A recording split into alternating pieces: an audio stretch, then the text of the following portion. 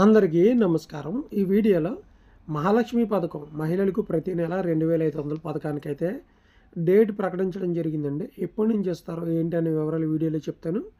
వీడియోని చివరిదాకా చూసి లైక్ చేసి సబ్స్క్రైబ్ చేయండి.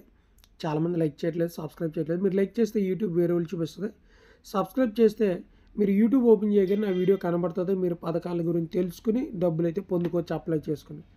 దయచేసి సబ్స్క్రైబ్ చేసి లైక్ చేయండి. చూడండి, కొత్త ఏడాదిలో అర్హులైన మహిళలకు మహాలక్ష్మి పథకం కింద 2500, కళ్యాణ లక్ష్మి పథకం కింద తులం బంగారం అందజేస్తామని శాసనసభ స్పీకర్ గడ్డం ప్రసాద్ కుమార్ అయితే తెలిపారు. వికారాబాద్ జిల్లా తారూరులో 2.1 కోట్ల నాబార్డు నిధులతో నిర్మించిన రైస్ మిల్లు, గోదాంతో పాటు తారూరు నాగసముందర్లో ధాన్యం కొనుగోలు కేంద్రం వాటర్ ప్లాంట్ను గురువారం ప్రారంభించారు.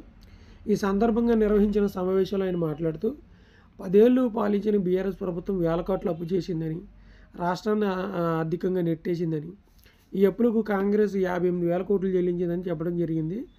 సో కాంగ్రెస్ సబ్ కమిటీ రాగానే ఈ యొక్క నివేదిక రైతు భరోసా అందిస్తామని, వికారాబాద్ జిల్లాలో కూడా ప్రాజెక్టులు పర్యాటక కేంద్రంగా మారుస్తామని, ఉపాధి కూడా కల్పిస్తామని నిరుద్యోగులకి, అలాగే అనంతగిరి కొండలకు 3 కోట్లు ఏర్పాటు చేస్తామని 300 కోట్లు, డిసెంబర్ 9 కల్లా ఈ యొక్క పంచాయతీ నిధులు అయితే విడుదల చేస్తూ ఉన్నారు. షాదీ ముబారక్ చెక్కులు కూడా విడుదల చేశారు. సో మనకి మహిళలకు ఏదైతే 2500 పథకం ఉందో అది మనకి కొత్త సంవత్సరం జనవరిలో కానీ ఫిబ్రవరిలో కానీ వచ్చే అవకాశం అయితే ఉందన్నమాట.